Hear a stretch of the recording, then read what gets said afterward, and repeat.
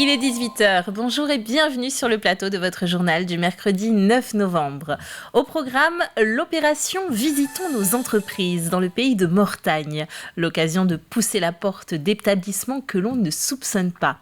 Et puis une action choc en plein centre de la Roche-sur-Yon, celle du groupe Attaque qui dénonce le financement des énergies fossiles par les banques.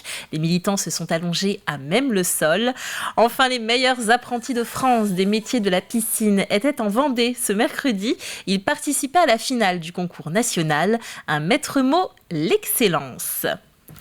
Et on commence avec cet hommage. Il y avait du monde présent ce mercredi matin sur le parvis de la mairie de Saint-Hilaire-le-Vouilly.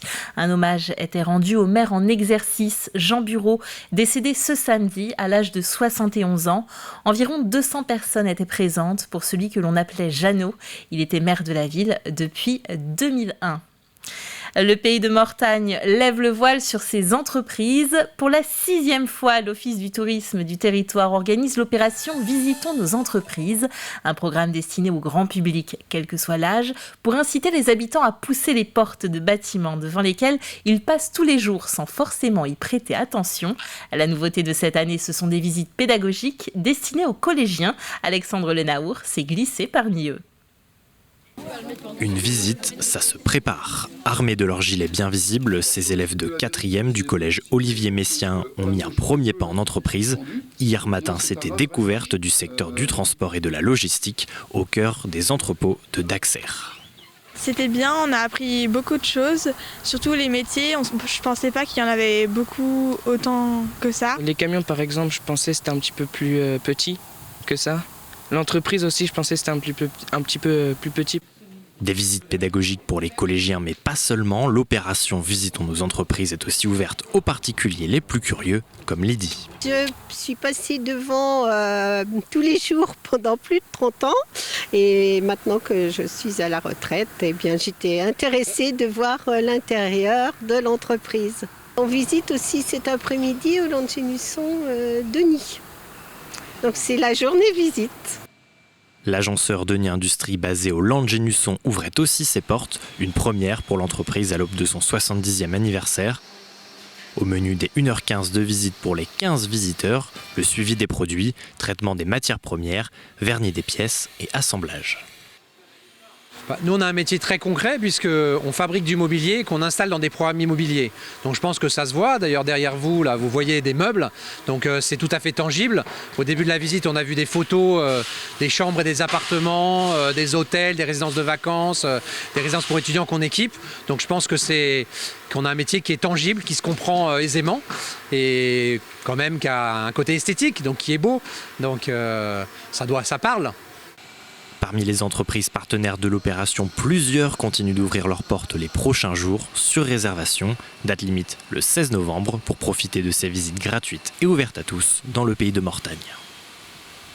Et l'opération Visitons nos entreprises du pays de Mortagne se poursuit pendant une semaine. Des exploitations agricoles, des entreprises métallurgiques ou agroalimentaires et même un brasseur sont encore à découvrir. Avis aux curieux.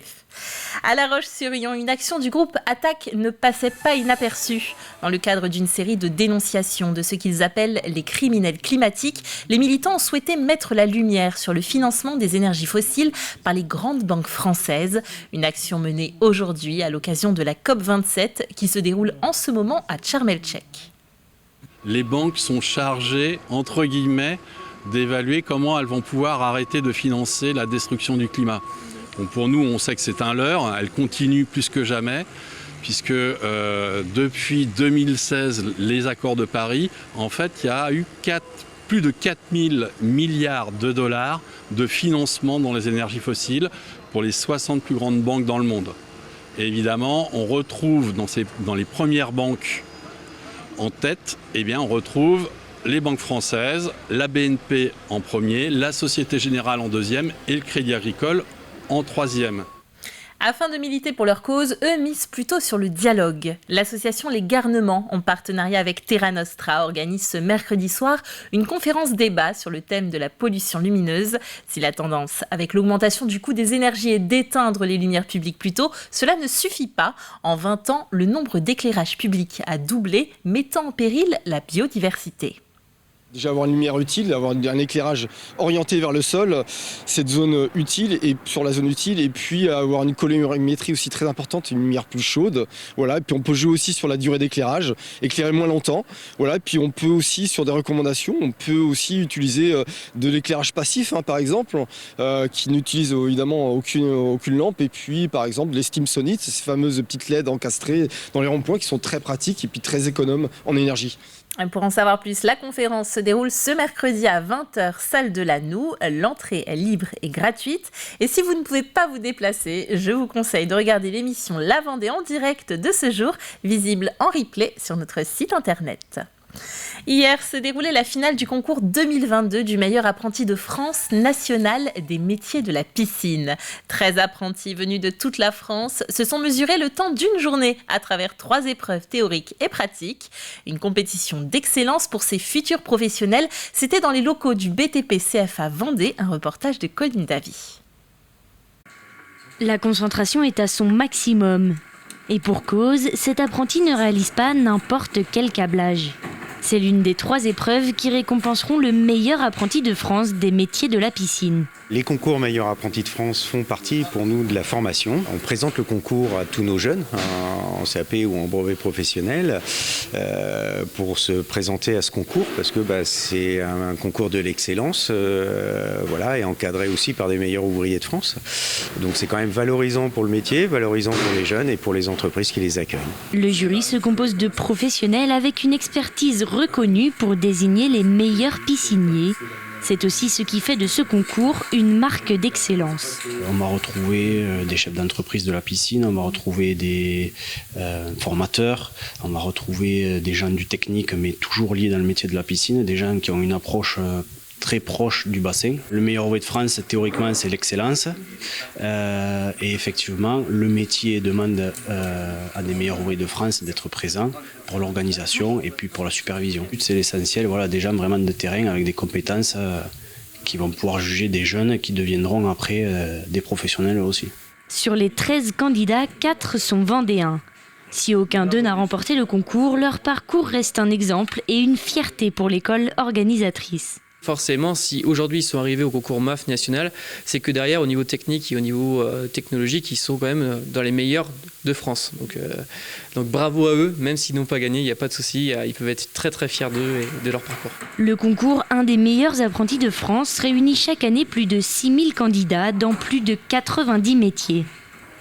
Et le vainqueur de ce concours des métiers de la piscine vient de Rennes, il se prénomme Sylvain Lamy.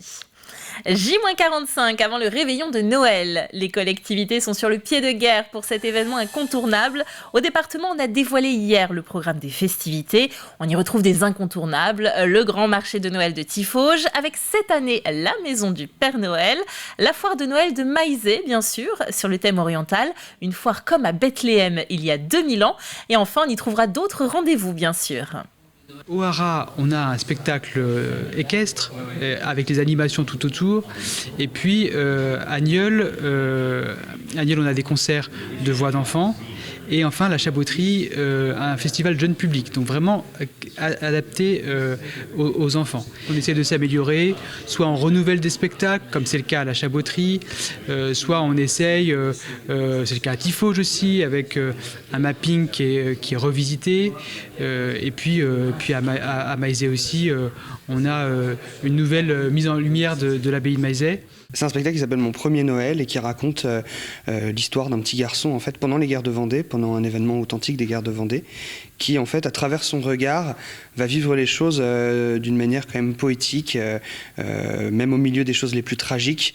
Il raconte en fait comment est-ce qu'il a vécu Noël pendant la guerre de Vendée. Je voulais créer quelque chose qui à la fois ait du sens pour le lieu dans lequel il sera joué, qui en même temps soit vraiment un spectacle de Noël, et ça sera un spectacle de Noël.